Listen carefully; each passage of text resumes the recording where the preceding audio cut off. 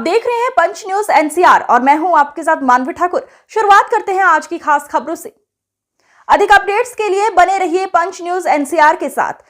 Channel को like, share, subscribe करें और बेल आइकन दबाना बिल्कुल न भूलें। ब्यूटिशियन अनीता चौधरी हत्याकांड मामले में सोमवार को रालोपा सुप्रीमो व सांसद हनुमान बेनीवाल की एंट्री के बाद सरकार और पुलिस दोनों बैकफुट पर आ गए हैं।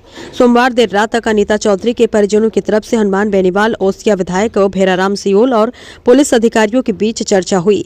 इस वार्ता में पुलिस कमिश्नर राजेंद्र सिंह भी शामिल हुए। इसके बाद मंगलवार सुबह भी इनके बीच वार्ता का एक दौर और चला। इसमें सरकार की तरफ से परिवारजनों की अधिकांश मांगों पर सहमति बन गई है। इसकी मंगलवार दोपहर धरना स्थल पर घोषणा की गई। यहां विधायक भेराराम सियोल ने कहा कि सरकार ने पीड़ित परिवार को 51 लाख रुपए की सहायता देने का फैसला किया है। साथ ही पुलिस अधिकारी को बदलने का भी निर्णय लिया गया है। इसके अलावा मामले की जांच सीबीआई को सौंपने की सिफारिश की जाएगी। इस घोषणा के बाद अनीता चौधरी के शव के अंतिम संस्कार पर बना गतिरोध भी समाप्त हो गया है। सोमवार देर रात करीब 3 बजे सांसद हनुमान बेनीवाल और ओसिया विधायक Bheraram Seoul police commissioner Rajendra Singh के साथ जनता के सामने आए थे। इस मौके पर हनुमान बेनीवाल ने बताया कि उनकी प्रमुख मांग सीबीआई जांच के लिए सैद्धांतिक सहमति मिल चुकी है।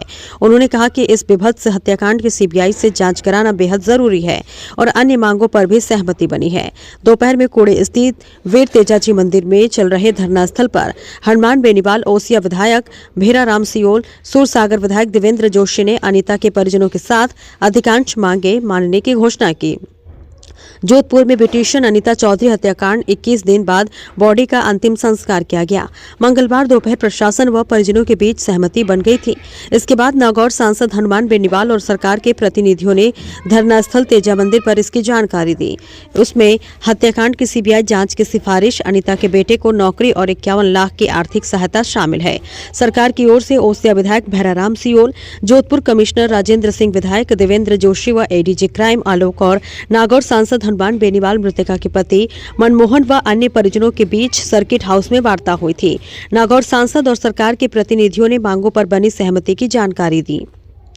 दरअसल 30 अक्टूबर को जोधपुर के गंगाना में अनीता चौधरी की टुकड़ों में आरोपी गुलामुद्दीन के घर लाश मिली थी। आरोपी गुलामुद्दीन को बॉडी मिलने के 8 दिन बाद मुंबई से गिरफ्तार किया गया था। हत्याकांड सामने आने के बाद अनीता चौधरी के परिजन विभिन्न मांगों को लेकर धरने पर थे। सोमवार को हत्याकांड को लेकर हुई विरोध प्रदर्शन में नागौर सांसद हनुमान बेनीवाल भी शामिल हुए थे। काफी बड़ी संख्या में उनके समर्थक भी पहुंचे थे। उन्होंने रात को भी सरकार के प्रतिनिधियों से बात की थी। जोधपुर एम्स की मोर्चरी में 21 दिन से रखे शव को दोपहर 3 बजे परिजनों को सौंपा गया। अनीता के परिवार की मुख्य मांगों को सरकार ने माना है। परिवार की मांग पर जोधपुर पुलिस कमिश्नरेट के जिला पश्चिम के डीसीपी राजश्री राज वर्मा और सरदारपुरा थानाधिकारी दिलीप सिंह शेखावत को भी हटाया गया। इसके अलावा पूरे हत्याकांड की जांच सीबीआई को सौंपने पर भी सहमति बन गई है। अनीता चौधरी के परिवार को सरकार 51 लाख रुपए की आर्थिक सहायता भी देगी। अनीता चौधरी की जिस तरह निर्मम हत्या की गई उससे पूरा राजस्थान हिल गया।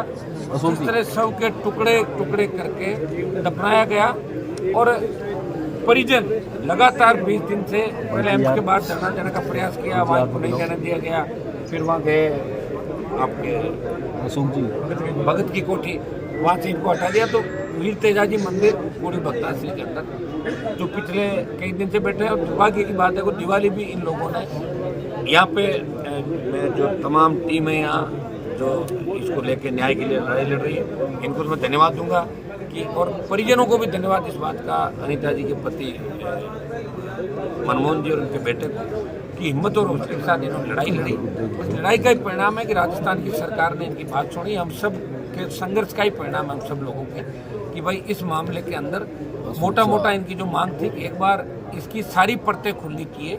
इसमें कई लोग और आ रहे हैं, क्योंकि एक व्यक्ति अकेला इस तरह शव के टुकड़े करके नहीं कर सकता, और वहाँ ब्लड नहीं मिले, सारा कुछ नहीं हो, इसमें कहानी अलग नज़र आ रही है। और कहानी जो आ रही है उसमें कई सफ़ेदपोश लोग पीछे नज़र आ रहे हैं। तो इसके लिए सीबीआई जांच करे, ये प्रमुख डिमांड थी कि मामला सीबीआई को जाए, सीबीआई जांच करे। दूसरी डिमांड इनकी थी कि यहाँ कुछ एसएचओ डीसीपी के बारे में इनकी डिमांड थी, भाई इनके रहते हुए काम ठीक नहीं हुआ या मुलजिम टाइम पे नहीं मिल, जो इनकी बात थी। दूसरा मुद्दा इनका ये था पुलिस अधिकारियों का। और तीसरी मुआवजे की मांग थी कि कंपनसेशन राजस्थान सरकार और बाकी लोग मिलकर करें।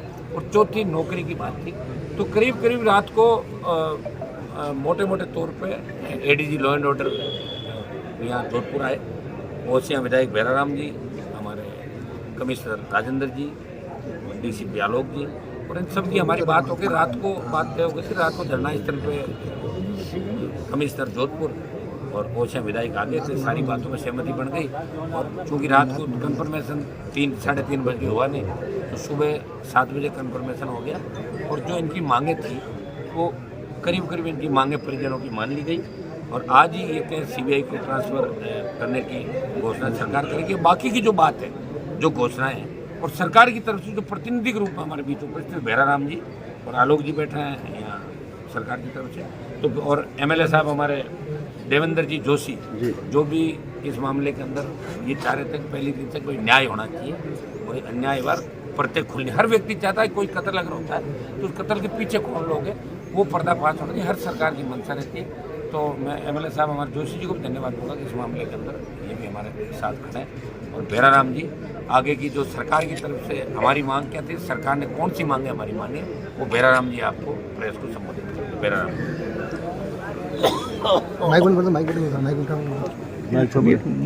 सर, सरकार की ओर से क्या रहा, किस तरीके का?